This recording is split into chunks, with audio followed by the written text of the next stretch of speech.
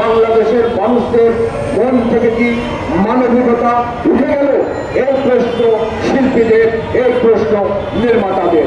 আজকে যে mob justice তৈরি হয়েছে, আইন প্রয়োগকারী সংস্থা, স্বরাষ্ট্র মন্ত্রণালয়, আইন মন্ত্রণালয়, আইন উপদেষ্টা, তারা যখন কোনো কিছুই করছে না, তখন জনগণ নিজের হাতে অনেক ক্ষেত্রে তুলে নিচ্ছে এবং বিচারের কার্যক্রম তারা করছে।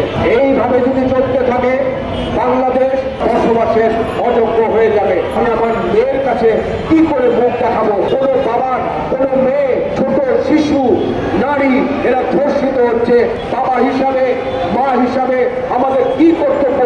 সন্তানের নিরাপত্তা রাষ্ট্র দিতে পারছে না, আমরা পারিবারিকভাবে দিতে পারছি না। ধর্ষণের যে মহামারী শুরু হয়ে গেছে, এটা অবিলম্বে বন্ধ করতে হবে।